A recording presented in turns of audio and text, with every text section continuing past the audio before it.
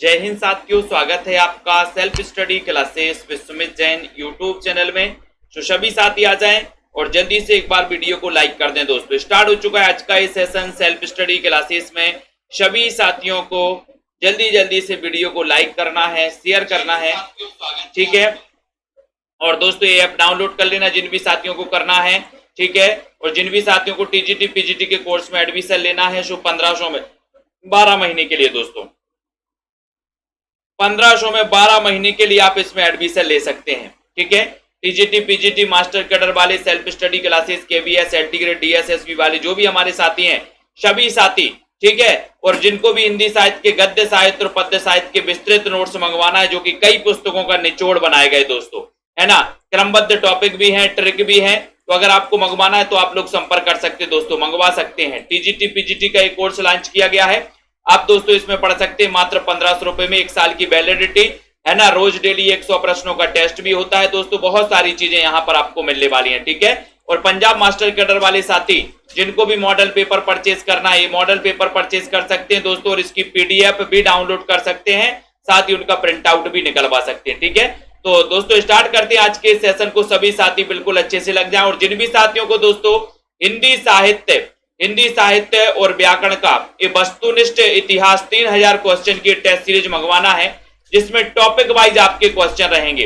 ये क्वेश्चन आप देख सकते हैं इस प्रकार से, ये जैसे हिंदी भाषा के क्वेश्चन है, ठीक है, हिंदी भाषा के। इस प्रकार से अगर 3000 क्वेश्चन की टेस्ट सीरीज आपको मंगवानी है तो आप सभी साथी मंगवा सकते हैं दोस्तों। उसके बाद दूसरा टॉपिक आपका देवनागरी लिपि है। तो देवनागरी लिपि के भी दोस्तों इस प्रकार से बहुविकल्पीय क्वेश्चन है, साथ ही इसमें उत्तर माला है। ये मात्र 599 मॉडल पंजाब मास्टर कैडर के लिए भी है, वो दोस्तों टीजीटी पीजीटी और जो भी एग्जाम की आप तैयारी कर रहे हैं सबके लिए ये है, ठीक है। इस प्रकार से आपके लिए प्रश्न भी है और साथ ही उत्तर माला भी यहां पर दी गई। बहुत ही संशोधित तरीके से ये दोस्तों आपके 3000 क्वेश्चन लॉन्च किए गए हैं, ठीक है। जिनको भी मंगवाना है वो संपर्क कर सकते हैं। आज दोस्तों यहां पर अपन नवगीत यानी कि नए कवियों की रचनाओं को यहां पर पढ़ने वाले हैं। सभी लोग तैयार हैं तो सभी लोग बिल्कुल अलवर जी एमपी टेट वर्ग 2 वाले हिंदी साहित्य के सभी साथी, वो भी दोस्तों हिंदी साहित्य के नोट्स मंगवा सकते हैं। शंभुनाथ सेन ने नवगीत परंपरा की शुरुआत कब से मानी है? कब से मानी? 1960 से, 1962 से, 1965 या फिर 1970 से मानी है। 1 नंबर का क्वेश्चन है शंभुनाथ सहने। चयन करिए जल्दी से, वीडियो को लाइक भी कर दें सभी साथी।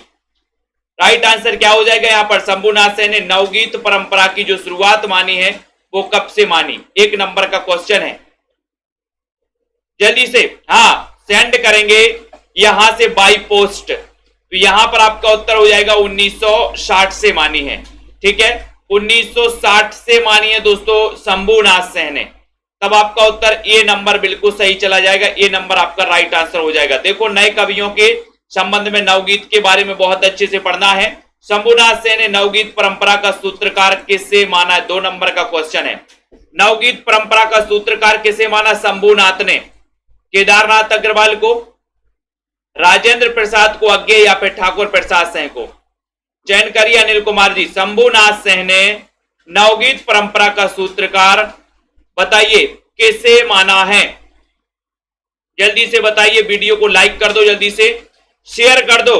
और जिन भी साथियों को दोस्तों हिंदी साहित्य प्लस व्याकरण के 3000 क्वेश्चन की टेस्ट सीरीज मंगवाना है वो मात्र 599 में मंगवा सकते हैं। नीचे नंबर चल रहा है, उसमें 599 पे करके आप पूरा पता दे करके मंगवा सकते बाई पोस्ट। तो शंभुनाथ सेन ने जो माना है दोस्तों वो माना है किसको? अज्ञे जी को माना है। शंभुनाथ सेन ने नवगीत परंपरा की जो सूत्रकार माना है वो अज्ञे जी को माना है। यानी आपका उत्तर सी नंबर यहां पर बिल्कुल सही हो जाएगा। सी नंबर आपका राइट आंसर हो जाएगा। नवगीत परंपरा की पहली बार विशद चर्चा किसने की? नवगीत परंपरा की पहली बार विशद चर्चा किसने की? ऊपर शंभुनाथ से पूछा था कि शंभुनाथ ने किससे माना, तो शंभुनाथ ने दोस्तों अज्ञे से माना है, अज्ञे को सूत्रकार माना है। अब यहां पर 3 नंबर का क्वेश्चन है, सभी लोग लाइक कर देना। नवगीत परंपरा की पहली बार विशद चर्चा किसने की? उमाकांत मालवीय ने, राजेंद्र प्रसाद सिंह ने, केदारनाथ अग्रवाल या फिर ठाकुर प्रसाद सिंह ने? 3 नंबर का क्वेश्चन है, बहुत ही अच्छा क्वेश्चन है। जल्दी से वीडियो को लाइक कर दो 3 नंबर के क्वेश्चन में। और आपको याद रख लेना कि सर नवगीत परंपरा की पहली बार विशद चर्चा की है किसने? राजेंद्र प्रसाद सिंह ने, है ना, गीतांगिनी रचना में। ठीक है, तो आपका उत्तर बी नंबर बिल्कुल सही है। नवगीत परंपरा की सबसे पहले विशद चर्चा की थी किसने? राजेंद्र प्रसाद सिंह ने। ठीक है, बी नंबर आपका बिल्कुल सही है। नवगीत के नामकरण का जो श्रेय जाता है वो किससे जाता है? नवगीत के नामकरण का 4 नंबर का क्वेश्चन है। नवगीत के नामकरण जल्दी से, बिल्कुल लाइव है हम, बताइए। 4 नंबर का वीडियो को शेयर कर दीजिए जल्दी से, एक बार शेयर कर दो फटाफट से दोस्तों, फटाफट से चयन करना है, शेयर करना है। और इतना अच्छा क्वेश्चन है, नवगीत के नामकरण का श्रेय किससे कहा जाता है? किससे कहा जाता है? राजेंद्र प्रसाद सिंह को, उमाकांत मालवीय, ठाकुर प्रसाद सिंह, केदारनाथ अग्रवाल। 4 नंबर का क्वेश्चन है और 4 नंबर के क्वेश्चन में आपका सही उत्तर, बहुत सारे लोग बता रहे हैं कि सर ये नवगीत के नामकरण का जो श्रेय है वो जाता है राजेंद्र प्रसाद सिंह को। बहुत सारे साथियों ने बिल्कुल सही उत्तर बताया, ये नंबर आपका बिल्कुल सही, राजेंद्र प्रसाद सिंह को जाता है नवगीत के नामकरण का श्रेय। ये नंबर राइट आंसर लगाया। जीवन प्रकाश जोशी ने नवगीत का आरंभकर्ता किसे माना? 5 नंबर का क्वेश्चन है। वीडियो को लाइक कर देना जल्दी से, नीलम वर्मा जी शेयर कर दो।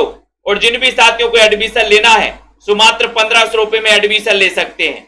जिन भी साथियों को दोस्तों 3000 क्वेश्चन की टेस्ट सीरीज मंगवाना है वो 3000 क्वेश्चन की टेस्ट सीरीज आप मंगवा सकते हो 599 में। जिनको विस्तृत अध्ययन के नोट्स मंगवाना है वो भी मंगवा सकते हो दोस्तों, आप संपर्क कर सकते हैं। जीवन प्रकाश जोशी ने नवगीत का आरंभकर्ता किसे माना है? 5 नंबर का क्वेश्चन है। 5 नंबर के क्वेश्चन केदारनाथ अग्रवाल को भी माना है और ठाकुर प्रसाद सिंह को भी माना है, यानी कि आपका उत्तर दोनों को बिल्कुल सही है, दोनों को राइट आंसर है, दोनों को माना है। Very good. नवगीत का जनक किसे माना जाता है? नवगीत का जनक केदारनाथ अग्रवाल, ठाकुर प्रसाद सिंह, उमाकांत मालवीय या फिर राजेंद्र प्रसाद सिंह? 6 नंबर बताना है। 6 नंबर का क्वेश्चन, नवगीत का जनक किसे माना जाता है? जनक, अगर इस प्रकार से क्वेश्चन आएगा कि नवगीत का जनक किसे माना जाता है तो आप लोग क्या उत्तर लगाओगे? 6 नंबर का सही आंसर बताना। वीडियो को लाइक कर दो जल्दी से, बिल्कुल। रीनू जी सूर्यवंशी बताइए, नवगीत का जनक किसे माना जाता है? जनक बताना है, जनक। अगर इस प्रकार से नॉर्मल क्वेश्चन आएगा तो आपका राइट आंसर क्या जाएगा? बहुत सारे लोग राजेंद्र प्रसाद सिंह बता रहे, लेकिन आपका उत्तर सही है उमाकांत मालवीय। नवगीत का जनक माना जाता है दोस्तों किसे? उमाकांत मालवीय को। सी नंबर आपका सही है, उमाकांत मालवीय। ठीक है। नवगीत को काव्य जगत में व्याप्त अराजकता के मध्य मर्यादा का जयघोष किसने कहा है? बहुत अच्छा क्वेश्चन है। नवगीत को काव्य जगत में व्याप्त अराजकता के मध्य मर्यादा का जयघोष किसने कहा है? उमाकांत मालवीय ने, राजेंद्र प्रसाद सिंह ने। 7 नंबर के क्वेश्चन में नवगीत को काव्य जगत में व्याप्त अराजकता के मध्य मर्यादा का जयघोष किसने कहा है? 7 नंबर का क्वेश्चन आपको चयन करना है। वीडियो को लाइक करिए जल्दी से और आपका उत्तर यहां पर क्या जा रहा है कि सर यहां पर उत्तर है आपका ए नंबर, उमाकांत मालवीय ने। उमाकांत मालवीय ने, इन्होंने नवगीत को काव्य जगत में व्याप्त अराजकता के मध्य मर्यादा का जयघोष किसने कहा? तो वो कहा है उमाकांत मालवीय। ये नंबर आपका बिल्कुल सही हो जाएगा। ठीक है, ये नंबर। इन क्वेश्चनों को दोस्तों बार बार आपको पढ़ना है। अगले क्वेश्चन यहां पर आते हैं।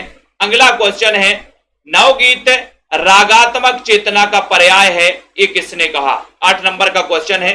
नवगीत रागात्मक चेतना का पर्याय है, ये किसने कहा है? वीडियो को लाइक कर देना सभी साथी दोस्तों, सभी साथीगण लाइक कर देना, शेयर कर देना। नवगीत को रागात्मक चेतना का पर्याय किसने कहा? एक अच्छा क्वेश्चन है, एक अच्छा क्वेश्चन। 8 नंबर का क्वेश्चन है और उत्तर आपका जा रहा है कि सर नवगीत को रागात्मक, राग करते हैं, कैसे? भ्रमर से राग करते हैं, तो रविंद्र भ्रमर हो जाएंगे। बी नंबर आपका बिल्कुल सही हो जाएगा।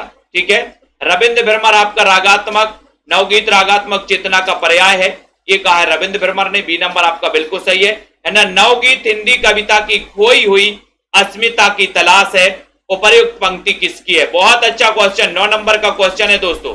नवगीत हिंदी कविता की खोई हुई अस्मिता की तलाश है, ये उपर्युक्त पंक्ति किसकी है? श्री कृष्ण तिवारी, महेश्वर तिवारी, रविंद्र भरमर, उमाकांत मालवीय। चयन करना है जल्दी से। बहुत ही बढ़िया क्वेश्चन है। नवगीत हिंदी कविता की खोई हुई अस्मिता की तलाश है, उपर्युक्त पंक्ति किसकी है? 9 नंबर का क्वेश्चन है। 9 नंबर के क्वेश्चन में सभी लोग बता रहे कि सर खोई हुई अस्मिता की तलाश है, ये कृष्ण श्री कृष्ण तिवारी ने कहा है। ये नंबर आपका रश्मि पाठक जी बिल्कुल सही है, श्री कृष्ण तिवारी ने, इन्होंने कहा है कि नवगीत हिंदी कविता की खोई हुई अस्मिता की तलाश है। ये नंबर आपका बिल्कुल सही है ना? किसने नवगीत को अपने समय की आधुनिकता बोध से संपन्न, समाज संप्रक्त, छांद से रचना कहा है? 10 नंबर का क्वेश्चन दोस्तों, बताइए किसने नवगीत को अपने समय की आधुनिक कविता बोध से संपन्न, समाज संप्रक्त, छांद से रचना कहा है? चयन करिए। नवगीत से दोस्तों यहां से कई क्वेश्चन आते हैं और कई क्वेश्चन दोस्तों आपसे नहीं बनते, है ना, लेकिन इनको पढ़ना जरूर है, ठीक है, इनको पढ़ना जरूर है। बहुत ही अच्छा क्वेश्चन है। नवगीत के बारे में बताइए कि किसने नवगीत को अपने समय की आधुनिकता बोध से संपन्न, समाज संपन्न, समाज का संप्रक्त, छांद से रचना कहा है? 10 नंबर के क्वेश्चन में सभी का आंसर जा रहा है कि सर ये कहा है माहेश्वर तिवारी ने। बी नंबर, माहेश्वर तिवारी बिल्कुल सही है। रश्मि पाठक जी बी नंबर सही है। नवगीत के प्रसिद्ध उन्नायक कौन है? बहुत अच्छा क्वेश्चन है। नवगीत के प्रसिद्ध उन्नायक, 11 नंबर का क्वेश्चन है। नवगीत के प्रसिद्ध उन्नायक कौन है? बहुत ही बढ़िया, लाइक कर दो जल्दी से। नवगीत के प्रसिद्ध उन्नायक कौन माने जाते हैं? शिव कुमार जी, नवगीत के प्रसिद्ध उन्नायक।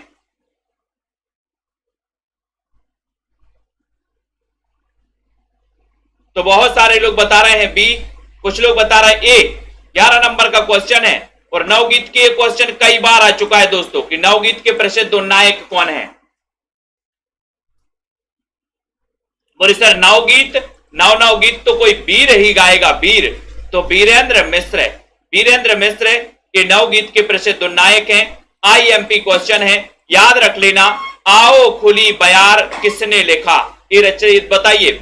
ये दोस्तों नवगीत जो है ये किसने लिखा है? आओ खुली बयार, राजेंद्र प्रसाद सिंह ने, ठाकुर प्रसाद सिंह ने, वीरेंद्र मिश्र ने, या फिर रामदास मिश्र ने?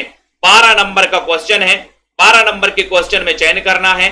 आओ खुली बयार, आओ खुली बयार ये लिखा किसने है? चयन करिए जल्दी से, ये लिखा किसने है? 12 का उत्तर है। वीडियो को लाइक कर दो जल्दी से। आओ खुली बयार, खुली बयार में आओ, राजेंद्र प्रसाद, राजेंद्र प्रसाद सिंह ने दोस्तों, ये नंबर आपका बिल्कुल सही है। आओ खुली बयार ये दोस्तों राजेंद्र प्रसाद सिंह ने लिखा, ये नंबर सही है। बंसी और गादल 5 जोड़ी बांसुरी ये किसने लिखा है? 13 नंबर का क्वेश्चन है। चयन करिए। बंसी और गदल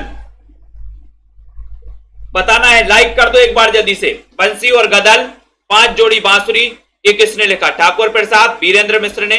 13 नंबर के क्वेश्चन में, 13 नंबर के क्वेश्चन में आपको बताना है बंसी और गादल, बंसी और गदल 5 जोड़ी बांसुरी ये लिखा किसने है? और ये लिखा है ठाकुर प्रसाद सिंह ने। ये नंबर आपका ठाकुर प्रसाद सिंह लगा दिया नीतू जी, बहुत बढ़िया आंसर। अगला क्वेश्चन है, कौन सी रचना वीरेंद्र मिश्र की नहीं है? बहुत अच्छा क्वेश्चन। 14 नंबर में वीरेंद्र मिश्र की रचना कौन सी नहीं है? वाणी का कलाकार, अभिराम चल मधुवती, पथ के गीत, या फिर गीतम? कौन सी रचना नहीं है? कौन सी रचना वीरेंद्र मिश्र की नहीं है? 14 का बहुत ही अच्छा क्वेश्चन है। 14 का तो आपको बताइए कि सर वीरेंद्र मिश्र की वाणी का कलाकार ये तो है, अभिराम चल मधुबती ये भी है ना, गीतम भी है, गीतम भी है, लेकिन पथ के गीत नहीं है। यानी कि आपका उत्तर सी नंबर बिल्कुल सही चला जाएगा। वीरेंद्र मिश्र की रचनाओं में वाणी का कलाकार है, अभिराम चल मधुबती और गीतम, ये तीनों है, पथ के गीत नहीं है। सी नंबर आपका बिल्कुल सही है। कौन सी रचना वीरेंद्र मिश्र की नहीं है? वीरेंद्र मिश्र की कौन सी नहीं है? 15 का उत्तर।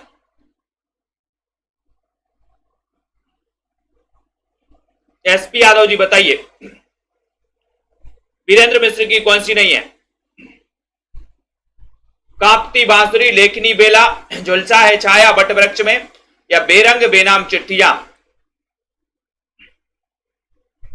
बताइए 15 नंबर का क्वेश्चन है और 15 नंबर के क्वेश्चन में आपका उत्तर हो गया कि सर ये बेरंग बेनाम चिट्ठियां ये नहीं है। बाकी कांपती बांसुरी वीरेंद्र मिश्र, लेखनी बेला, झुलसा है छाया बट वृक्ष में, ये सभी वीरेंद्र मिश्र की रचनाएं हैं। बाकी बेरंग बेनाम चिट्ठियां ये डी नंबर आपका सही है। D number. सुर्खियों के स्याह चेहरे, सुर्खियों के स्याह चेहरे ये किसने लिखा? 16 नंबर का क्वेश्चन। बताइए शांति वर्मा जी, शांति वर्मा जी बताइए। बोले सर आज तो बिल्कुल ऊपर से जा रहा है, ऊपर से जाने दो, कोई बात नहीं, कुछ आप नया सीखोगे आज। सुर्खियों के स्याह चेहरे ये किसने लिखा है ये बताइए, किसने लिखा? 16 नंबर का क्वेश्चन है और 16 नंबर के क्वेश्चन में राम कुमार कृषक यानी बी नंबर। सुर्खियों के स्याह चेहरे ये लिखा है राम कुमार कृषक ने, बी नंबर आपका बिल्कुल सही हो जाएगा। ठीक है। मेहंदी और महावर ये किसने लिखा दोस्तों? ये नवगीत किसने लिखा है? उमाकांत मालवीय ने, अनुस अशेष ने, ओम प्रभाकर या फिर कुंवर बेचैन ने? मेहंदी और महावर ये किसने लिखा है? 17 का उत्तर बताना है। 17 नंबर में सभी लोग चयन करेंगे। मेहंदी और महावर, और उत्तर चला गया कि सर मेहंदी और महावर। उमा अपन को याद कर लेना, उमा ने मेहंदी और महावर लगाई, बोले उमा, तो उमाकांत मालवीय इन्होंने लिखा है दोस्तों। ये नंबर आपका राइट आंसर है। चयन किया आपने, बिल्कुल सही है। कौन सी रचना उमाकांत मालवीय की नहीं है? 18 नंबर में उमाकांत मालवीय की कौन सी रचना नहीं है? अनिल ठाकुर जी, एक चावल नेह देखा, जलते शहर, लौटाओ सुबह, रक्त पलाश की, कौन सी रचना उमाकांत मालवीय की नहीं है? ये क्वेश्चन पूछा गया है। सुनीत जी, बिंदु लता जी, कौन सी रचना उमाकांत मालवीय की नहीं है? ये पूछा गया। 18 नंबर का क्वेश्चन है, सभी लोग बताएंगे और सभी को पता है कि सर उमाकांत मालवीय की एक चावल नेह देखा ये तो है, जलते शहर ये भी है, लेकिन लौट आओ ये उमाकांत मालवीय की नहीं है। सी नंबर आपका बिल्कुल सही हो जाएगा। बाकी तीनों रचनाएं दोस्तों, सुबह, रक्त पलाश, जलते शहर, एक चावल ने, ये उमाकांत मालवीय की हैं। ठीक है, आपका सी नंबर सही है। सगुन पंछी, यह मेरे गांव की हंसी थी, किसने लिखा? 19 नंबर में सगुन पंछी। अंजू जी कनौजिया बताइए। लाइक जरूर कर देना, एक बार शेयर भी कर दो जल्दी से, फटाफट से, मैदान छोड़ के नहीं भागना और पढ़ना है डट के। सगुन पंछी, यह मेरे गांव की हंसी थी, ये किसने लिखा? 19 नंबर का क्वेश्चन है और 19 नंबर का क्वेश्चन आपका उत्तर हो गया कि सर सगुन पंछी यह मेरे गांव की हंसी थी, ये लिखा है 19 नंबर में अनुस अशेष ने। अनुस अशेष यानी कि सी नंबर। अनुस अशेष ने सगुन पंछी है मेरे गांव की हंसी थी, सी नंबर अनुस अशेष आपका राइट आंसर चला गया। बहुत बढ़िया। पुष्प चरित किसने लिखा? पुष्प चरित 20 नंबर का क्वेश्चन है। वीडियो को लाइक कर दो एक बार जल्दी से। पुष्प चरित की रचनाकार कौन है? पुष्प चरित लिखा किसने है? पुष्प चरित किसने लिखा? सभी का आंसर बहुत ही बढ़िया जा रहा है कि सर पुष्प चरित यानी 20 नंबर का क्वेश्चन है, ये लिखा है ओम प्रभाकर ने। पुष्प चरित, ठीक है, ओम प्रभाकर, बी नंबर आपका बिल्कुल सही है ना? पल्ले नहीं पढ़ रहे, कोई बात नहीं। ओम प्रभाकर, पुष्प चरित लिखा है ओम प्रभाकर जी ने। 20 का उत्तर बिल्कुल सही आंसर है। अगले क्वेश्चन की ओर हम जाएंगे। अगला क्वेश्चन यहां पर आ रहा है दोस्तों आपके सामने, ठीक है, यहां पर आ रहा है पिन बहुत सारे, पिन बहुत सारे और भीतर साकल बाहर साकल, ये किसकी दोस्तों, किसका नवगीत है? 21 नंबर। बताइए। पिन बहुत सारे, भीतर साकल बाहर साकल, भीतर साकल और बाहर साकल, बताइए। बहुत बढ़िया, जाने दो ऊपर से, लेकिन पढ़ना है।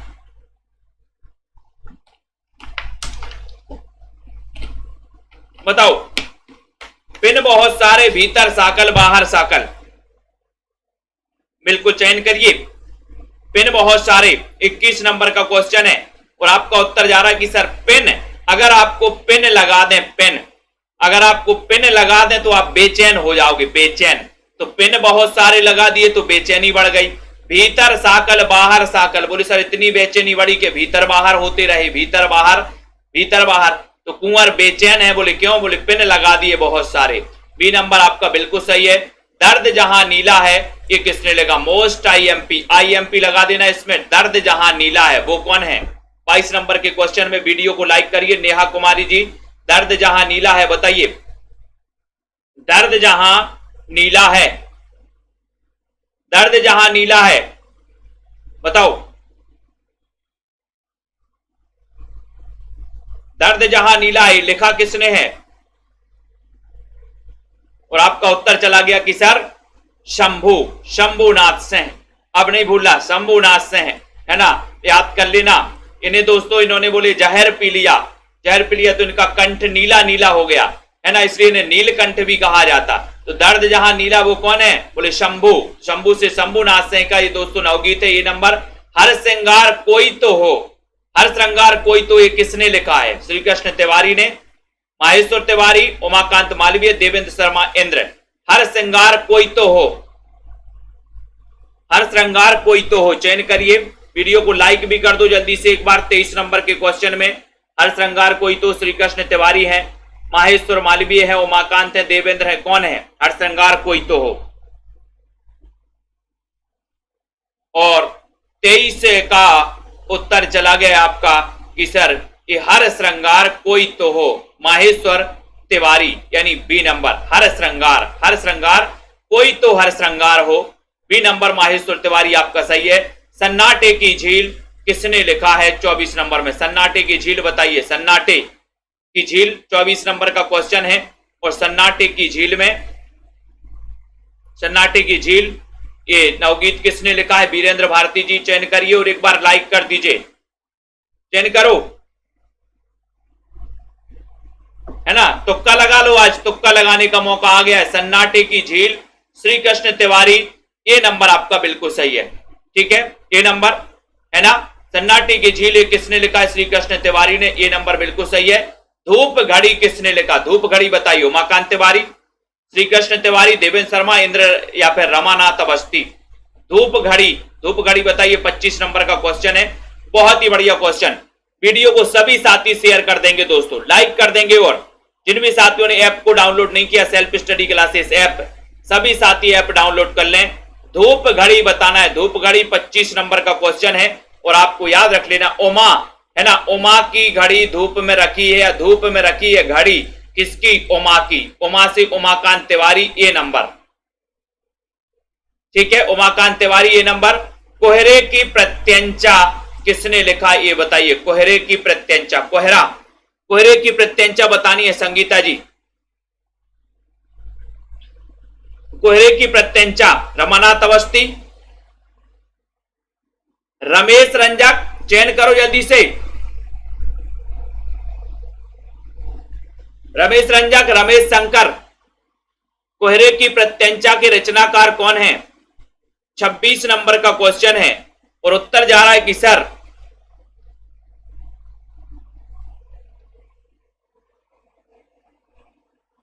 ठीक है, तो ये देवेंद्र शर्मा इंद्र, यानी कि ये बी नंबर। कोहरे की प्रत्यंचा ये नवगीत लिखा है देवेंद्र शर्मा इंद्र ने, बी नंबर सही है। कौन सी रचना? देवेंद्र शर्मा इंद्र की नहीं है। 27 नंबर का क्वेश्चन है, बताइए। वीडियो को लाइक भी कर दो जल्दी से। कौन सी रचना नहीं है? 27 का उत्तर।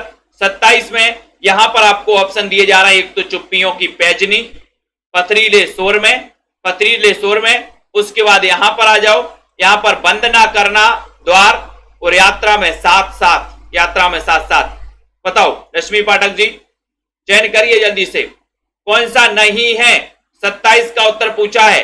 और 27 में आपका उत्तर चला गया कि सर बंद ना करना द्वार, ये यात्रा में साथ साथ, ये भी है ना। और यहां पर देखेंगे कि चुप्पियों की पैजनी, चुप्पियों की पैजनी, ये भी देवेंद्र शर्मा। पथरीले शोर में, ये भी देवेंद्र शर्मा। ठीक है, इनको पढ़ना जरूर है दोस्तों, पढ़ लेना, कोई बात नहीं है। बंद ना करना द्वार, ये किसने लिखा? बंद ना करना द्वार, अब तो बनेगा ये 28 में, बंद ना करना द्वार। रमानाथ अवस्थी, रमेश रंजन, 28 का उत्तर।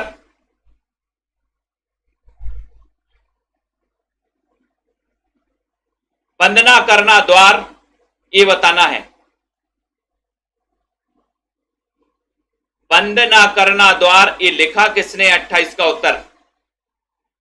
28 में चयन करना है और आपका सीधा आंसर जा रहा है कि सर ये बंद ना करना द्वार रमानाथ अवस्थी। बोले हमारी अवस्था हो गई है, अवस्था हो गई है बंद ना करना द्वार, अवस्था हो गई तो अवस्थी से रमानाथ अवस्थी। कौन सी रचना रमेश रंजक की नहीं है? 29 में रमेश रंजक की कौन सी रचना नहीं है? रमेश रंजक की रचना कौन सी नहीं है? रमेश रंजक की रचना कौन सी नहीं है? दरिया का पानी, इतिहास दोबारा लिखो, मिट्टी मिट्टी बोलती है, या फिर सोन मछली मन बसी, सोन मछली मन बसी। कौन सी रचना रमेश रंजक की नहीं है? 29 नंबर का क्वेश्चन है। 29 नंबर के क्वेश्चन में सभी लोग आंसर बता रहे हैं। ये दरिया का पानी ये तो रमेश रंजक की है। इतिहास दोबारा देखो ये भी है, मिट्टी बोलती है ये भी है, लेकिन सोन मछली मन बसी, सोन मछली मन बसी यानी डी नंबर ये रमेश रंजक की रचना नहीं है। डी आपका बिल्कुल सही है। ठीक है, किरण के पांव किसने, किरण के पांव ये किसने लिखा नवगीत? किरण के पांव बताइए जल्दी से। 30 नंबर का क्वेश्चन सभी लोग बताना है और वो गीत भी गाना है कि हारा हूं बाबा बस तेरा सहारा है, जीतूंगा एक दिन मेरा दिल ये कहता है। तो ये किरण के पांव किसने लिखा है? 30 नंबर का क्वेश्चन है। 30 नंबर के क्वेश्चन में सभी का उत्तर किरण के पांव बहुत ही रंजक लग रहे हैं, रोचक रंजक लग रहे हैं, रंजक लग रहे हैं।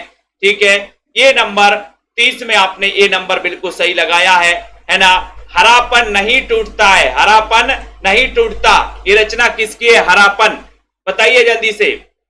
रमेश शंकर, रविंद्र भरमर, कुमार रविंद्र या फिर नचिकेता? पहुंच रहा है, सबका कमेंट आ रहा है भाई साहब, देख रहे हैं सबके। हरापन नहीं टूटता है, हरापन नहीं टूटता है, ये बताना है, लाइक करना है, फटाफट से कमेंट बताते जाना है ना। हरापन नहीं टूटता। 31 नंबर के क्वेश्चन में ये भी रमेश शंकर, रमेश शंकर यानी ये नंबर आपका सही है। हरापन नहीं टूटता, रमेश शंकर राइट आंसर, बहुत बढ़िया। सोन मछली मन बसी, सोन मछली मन बसी 32 नंबर में। सोन मछली जल्दी से बताइए, बताओ फटाफट से, चयन करिए। सोन मछली मन बसी, वीडियो को लाइक कर दो जल्दी से फटाफट। 32 नंबर के क्वेश्चन में सभी लोग लगा रहे हैं यहां पर सोन मछली मन बसी है और इसका उत्तर क्या है? 32 में सभी लोगों ने रविंद्र भरमर की ये रचना है दोस्तों, भरमर है ना। तो रविंद्र भरमर की रचना है दोस्तों सोन मछली मन बसी। ये इंपॉर्टेंट है, सोन मछली मन बसी बहुत ही इंपॉर्टेंट है दोस्तों। सोन मछली मन बसी रविंद्र भरमर, बी नंबर। ठीक है ना। आहत है वन, आहत है वन चेहरे के अंतरदीप, ये बताइए किसने लिखा? आहत है वन और चेहरे के अंतरदीप कुमार रविंद्र ने। नचिकेता, नचिकेता नईम या फिर राजेंद्र गौतम? बताइए पूजा देवी जी, वीडियो को लाइक कर दो जल्दी से। आहत है वन और चेहरे के अंतरदीप पे लिखा किसने है? बताओ। रविंद्र कुमार ने,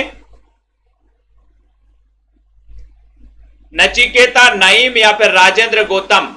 33 नंबर के क्वेश्चन में आहत है वन और चेहरे के अंतरदीप, ये दो दोस्तों ये कुमार रविंद्र द्वारा लिखित नवगीत है। ये नंबर आपका बिल्कुल सही हो जाएगा, ये नंबर राइट आंसर है। ठीक है। आदम कद खबरें, आदम कद खबरें ये किसका नवगीत है? आदम कद खबरें बताना 34 नंबर के क्वेश्चन में, जल्दी से बताइए। अर्शदीप जी बताते जाओ, कोई बात नहीं। आदम कद खबरें ये किसका नवगीत है? चयन करना है, बहुत ही अच्छा क्वेश्चन है। आदम कद खबरें, इन क्वेश्चनों को भी दोस्तों अपन को पढ़ना है थोड़ा थोड़ा सा। आदम कद खबरें 34 नंबर के क्वेश्चन में, और उत्तर चला गया कि सर आदम कद खबरें, खबरें कहां तक पहुंच गई? नचिकेता तक। ठीक है, नचिकेता ये नंबर, आदम कद खबरें नचिकेता पथराई आंखें नवगीत किसका है? पथराई आंखें, पथराई आंखें इंपॉर्टेंट है। पथराई आंखें, पथराई आंखें ये नवगीत बताना है 35 नंबर के क्वेश्चन में। 35 का उत्तर है पथराई आंखें।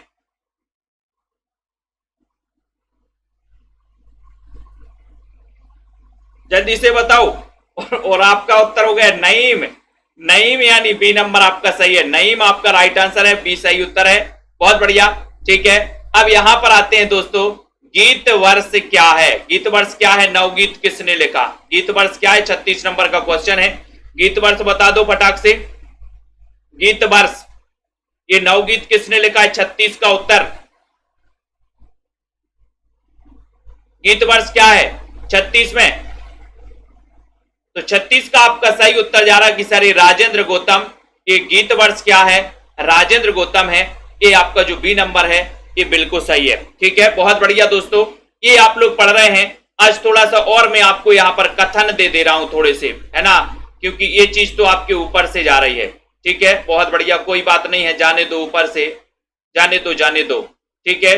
यहां पर कुछ रामचंद्र शुक्ल के कथन में आज आपको पढ़ा दे रहा हूं यहां पर, है ना, 10 मिनट में। इनको भी पढ़ लो दोस्तों। प्रमुख कथन जो आपकी जो 599 वाली बुक है उसमें कथन को भी ऐड किया गया, कुछ महत्वपूर्ण कथन को भी ऐड किया गया है ना। अभी जो न्यू वाली निकलेगी उसमें, बाकी अभी जो है 599 वाली में यहाँ पर रामचंद्र शुक्ल के कुछ कथन है, इनको देखेंगे। कबीर के निर्गुण पंथ का आधार भारतीय वेदांत और सूफियों का प्रेम तत्व है। ये कथन अगर आपसे पूछा जाएगा तो आप क्या उत्तर लगाएंगे? यहां पर देखो, कबीर के निर्गुण पंथ का आधार भारतीय वेदांत और सूफियों का प्रेम तत्व है। कथन आएगा तो क्या लगाओगे? कथन किसका है? तो ये कथन है रामचंद्र शुक्ल का। ये कथन किसका है? रामचंद्र। कबीर के निर्गुण पंथ का आधार भारतीय वेदांत और सूफियों का प्रेम तत्व, कथन रामचंद्र शुक्ल का है, ठीक है। केवल प्रेम लक्षणा शक्ति का आधार ग्रहण करने के कारण कृष्ण भक्ति शाखा में अश्लील विलासिता की प्रवृत्ति जागृत हुई।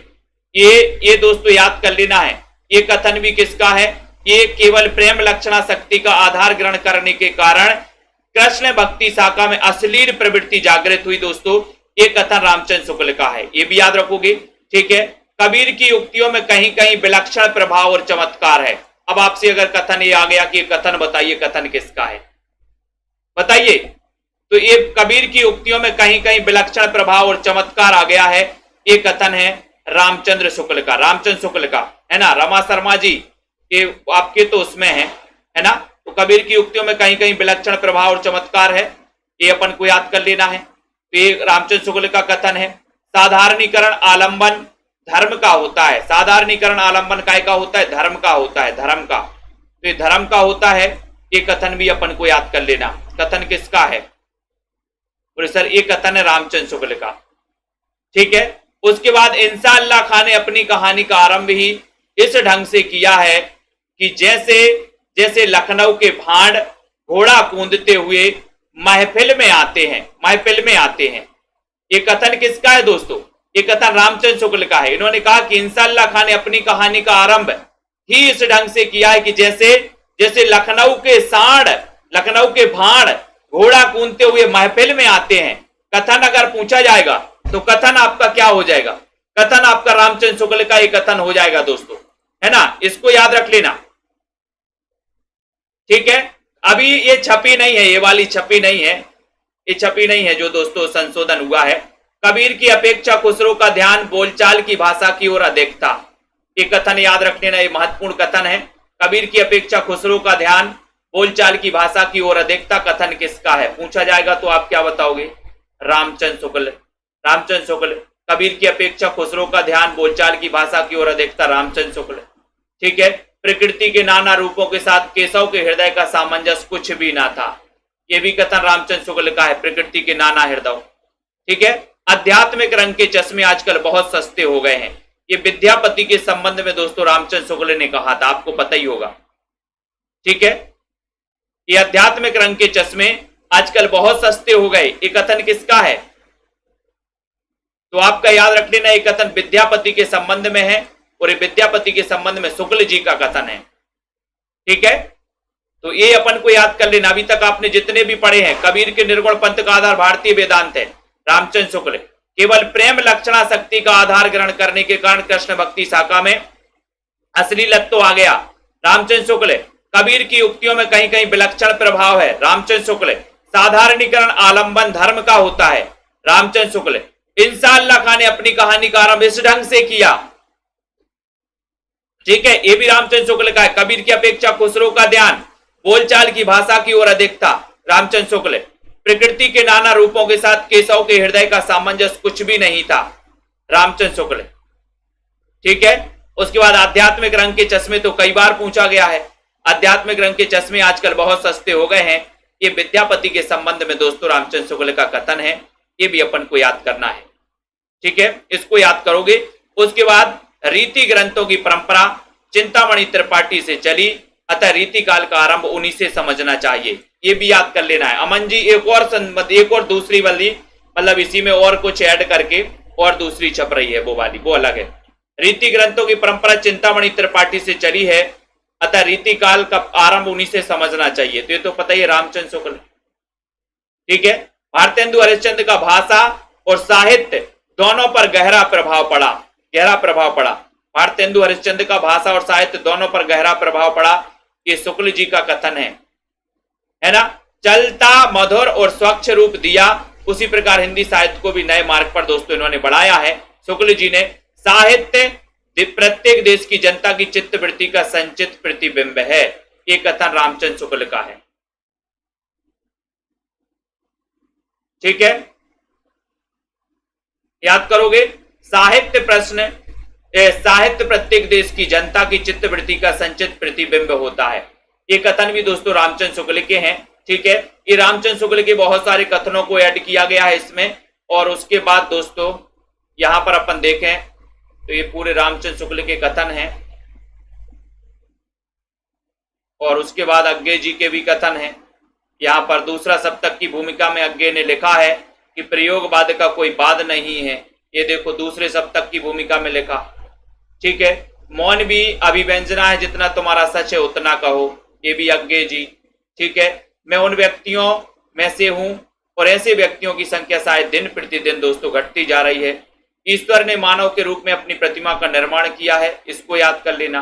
अज्ञे जी ने ललित निबंध कुट्टी चातन नाम, ये क्वेश्चन आया था पिछली बार कि कुट्टी चातन किसका उपनाम है, कुट्टी चातन, तो इन्होंने ललित निबंध लिखे हैं कुट्टी चातन नाम से, किसने, अज्ञे जी ने। ये पिछली बार क्वेश्चन आया था, कुट्टी चातन किसका उपनाम है, कुट्टी चातन, तो कुट्टी चातन नाम से अज्ञे जी ने।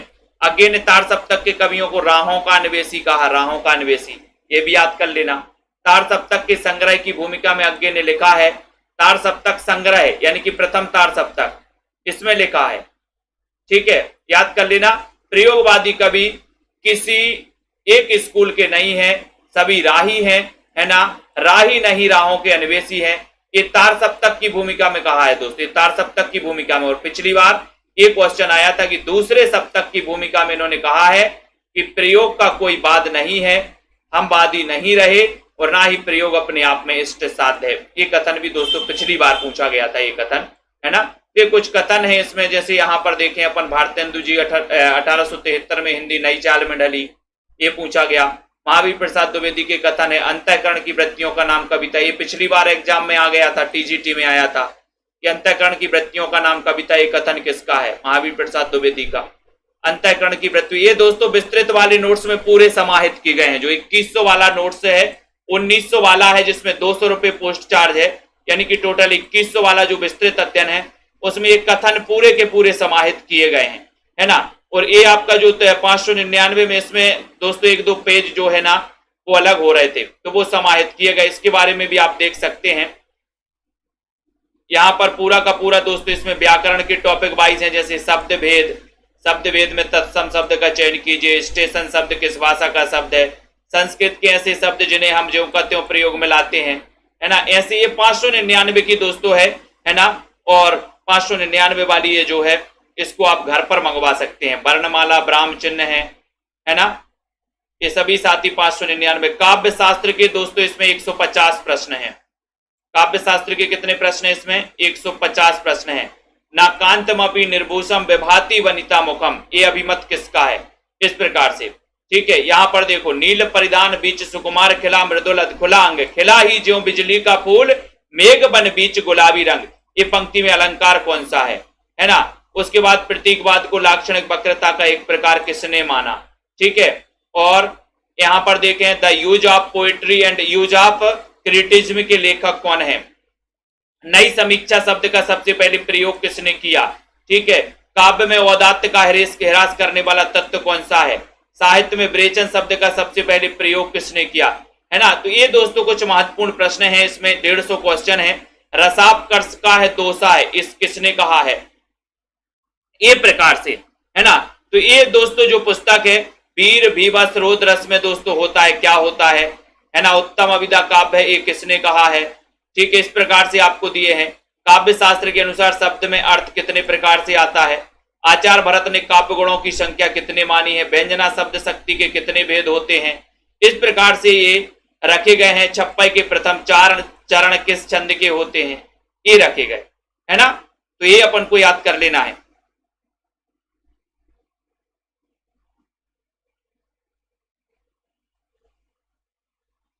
ना? इनको भी अपन को सभी साथियों को पढ़ना है दोस्तों, अध्ययन करना है और लगे रहना है। छंदमाला किसकी रचना है? छंद सूत्र की रचयिता कौन है? सो ये जो बुक है दोस्तों, अभी जो बुक छपी है वो कथन छोड़ के बाकी जो है आप मंगवा सकते हो, है ना? कथन छोड़ के, उसमें कथन नहीं दिए हैं जो अभी की बुक है ना? तो कथन वाला उसमें नहीं है। वो 599 में आप अपने घर पर मंगवा सकते हो, आपके घर जो है पहुंचाई जाएगी ये पुस्तक। ठीक है, बहुत बढ़िया।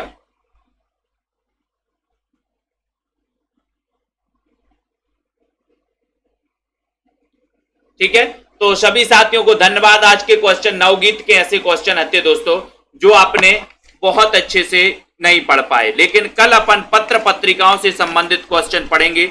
आप लोग पढ़ के आना, पत्र पत्रिकाओं से संबंधित क्वेश्चन आएंगे, उनको पढ़ के आएंगे। ठीक है, पत्र पत्रिकाओं से संबंधित कल क्वेश्चन आप लोग पढ़ के आना। ठीक है, तो सभी साथियों को धन्यवाद और अध्ययन करते रहें, पढ़ते रहें सेल्फ स्टडी क्लासेस के। जिनको भी 3000 क्वेश्चन, ये 3000 क्वेश्चन की टेस्ट सीरीज है दोस्तों, ये 3000 क्वेश्चन की टेस्ट सीरीज जिनको भी मंगवानी है ना? ये बहुत ही बढ़िया। वाक्यम रसात्मकम काव्यम, परिभाषा किसकी है?